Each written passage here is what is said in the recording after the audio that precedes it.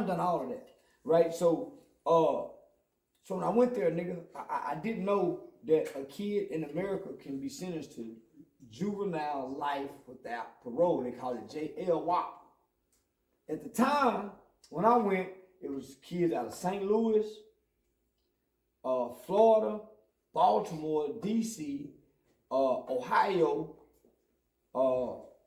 Tennessee, and somewhere else. So the niggas I knew, my nigga got 40 at the most. My nigga them done 28, 27, 26 from crime they committed when they were 12 and 13 years old. The nigga Florida, St. Louis, another place nigga take a 13-year-old and give it that life without the possibility of parole. At the time, this was 2014, maybe 2013, 2014. Nigga, it was only 3 countries that would do that: Sudan, North Korea, and America. That blew my mind. So now, nigga, I started working on laws and legislation. So from 2014 and 2016, we went to the Supreme Court through the Miller, Alabama, and the Miller and Graham ruling. That the Supreme Court ruled it was unconstitutional, so we got it abandoned. We got it abolished, right? Some states said, okay, well, life without parole, we give his ass 90 years. Fuck it. 90 ain't life. So one of my, that's good show off, and you bring that up. I got a little cousin that's going through the same thing. What they did in Ohio, Chaz Bunch, free Chaz Bunch, is they didn't give him life, but they gave him 80 years. Yeah, and that's still that the play in the lane, you know. Because even with that, so once they found the loophole, well, we got a loophole. It's called mitigating factors. So I had a criminal. So at the time, I'm going to school at Texas Western University as a pre-law student, homie. So I dropped out with 2 semesters before applying to law school. So I had a criminal defense. Listen to what I'm saying. Criminal defense mitigation specialist. Okay. Every kid that commits a violent crime, every young nigga that commits a murder, that has a public defender, is supposed to have a criminal defense mitigation specialist, and the courts is supposed to pay for it. What's a mitigation specialist? A mitigation specialist goes to the court and says, hey, I interviewed his family. This kid was dropped on his head at 9 months old, had a severe brain injury. Right. This kid grew up, by the time he was 4 years old, he was molested by the babysitter. He saw his mom get shot at 9 years old. He seen his dad get killed at 12. He joined the gang at 13, started selling drugs, cooking crack, inhaling the fumes from cooking crack at the age of 13, 14 years old. At 18 years old, him and 2 guys robbed a store, committed capital murder. They want to give him life. They want to give him a death penalty. The criminal defense mitigation specialists come in, interview your family, your 3rd grade teacher. Now, if you kill a police officer, they'll do this. If you kill some of how, they'll do this. Right. But that's only to validate the conviction, not because they care. Not because they care. Right. But the prosecutor and them do it to validate it. The criminal defense mitigation specialist overturns everything that the crime did. It don't excuse it. Right. It gives a reason why you shot this motherfucker 4 times and you seem inhumane and heartless with no sympathy. You seem like a cold-blooded killer at 16. Nigga, when I learned mitigating factors, even in dope dealing, nigga, when they do your sentencing guideline, they come with the mitigating factors. That's right. To help try to get you to the lower end of the or higher. Or higher. So based on, but nigga, normally they take the mitigating factors and use it against you. Yeah. He come from this background. He was arrested at this age on. He ran away from home. Nigga, it's the opposite way. Right. But nigga, when I learned that, so I started being sworn in the courts as an expert for black children. Right. I'm an expert on us. Nigga, any white court, I make white folks understand us. I started doing trainings for the United States Department of Homeland Security Human Trafficking Division, training first responders when they rescue some of our black holes, or when they arrest a pimp. Because they green. Listen to me. Yeah. Listen to me. Sometime when you arrest a pimp, he ain't sex trafficking. That hoe signed up. The hoe, she want a hoe. You gotta understand her sickness. There you go. So why you giving him life for human trafficking? And she gonna find another one. In our culture, Yeah. we're taught this.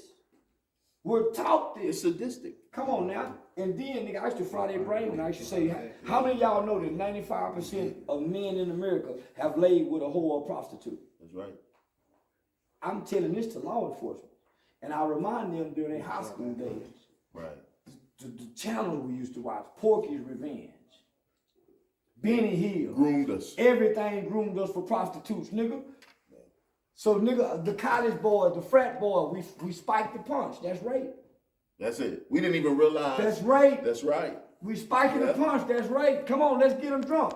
Come on, baby. We calling you over to get you drunk to have sex. That's rape. That's coercion. So you can go to jail for getting her drunk to fuck. That's cultural for us. I've been in prison So with guys like that. I yeah. would teach that to them. They're gonna have officers come up to me and pray with me and say, man, you sure right. Because they done arrested me. Yeah, no, nigga. So, nigga, I became an expert on us. The ignorant niggas. That's why you are necessary. That's why, when people say, Charleston White, I hear, first word that comes to my mind is necessary. So why you hear me say, nigga, we all done raped, nigga. Yeah. Have you ran a train? Yeah. No. Now today, I started having to come say, man, listen, it's a video going around at the school. These young boys just got arrested. Yeah. Well, what happened, man? We all ran a train on it and we recorded. Her boyfriend seen it, her mama and them seen it. Now we getting charged with rape. She only just wanted to fuck one of y'all, but she let all of us run the train. But she only wanted to fuck one though, man. Once you put her in a situation, you done coerced her, nigga, by force of intimidation. All y'all got your dicks out, slanging over her head, but nigga, we're taught this. Hey, we want some pussy. Hypersexualized, Me man. and my homies But like to play this game. We got instructions on how to do it, nigga. Some call it Amtrak, But or bro, some it ain't just call the it kids. a train. It is the kids, nigga, because I ain't. No, I walking said around- it ain't just them. Well, I know 45, 50-year-old women that's hypersexual. And I be like, what? Well, nigga, I still run a train today. I just make sure we got it understood. I just make sure we got it understood. NDA, yeah, I NDA. just make sure we got it You understood. keep NDAs in your backpack. I do, but I try not to use them because I walk by spirit. Right, there you go, hey man. Yeah, I try. Me too, man. Yeah, I try not to use them. As somebody who's been around the world, hustling, being a lot of places, rotating with a lot of guys, Only thing, nigga. I didn't carry guns. Yeah. I took God with me, man. I'm in the guns because I was a military kid. Yeah. I was a military kid, so nigga, I was the kid that had the room full of G.I. Joes placed all over the goddamn room. Cause I had a soldier mindset, not a kid. I want to be a soldier. Granddaddy a soldier, daddy a soldier, uncle a soldier, Rambo, G.I. So nigga, I was a soldier boy. Police officer, military police, cowboy, so I always wanted to be a soldier. Yeah. I never wanted to be a gangster. I come up in the street being around them. My daddy, but what it was being ignorant. You know what I'm gonna tell you? It was ignorance. I didn't know I was allowed to carry a gun until I lost my gun rights. Yeah. Because you grow up ignorant, not being trained. Yeah. That's why I love him. That one video went crazy. Him holding his ground when he was dealing with them officers about being armed. Yeah. You just got to stand your ground. But by that time, I had already lost my gun rights because I was so ignorant to how the laws work. You can't beat the white man without law. Yep. Only way to beat the only way to beat the white man is with his law. That's right. If you don't know law, I was a dude in prison. See, the average police officer don't know law. He know penal codes. He don't know. He don't know law. He know penal codes. That's why he make a lot of arrests that don't hold up, and they rely on you to cop out because you don't know law either. That's it. So he know penal codes. I just told a friend of mine, like, don't cop out there. I said, it's like a ticket. I said, go to trial. They'll drop that shit so quick. Tell them you want a jury trial. I had a friend, she used to do that. Anything she got, she tell them, I want a jury trial. She used to put, just because she know they going to, all right, just go ahead. Our DOJ just let out a secret that nobody heard.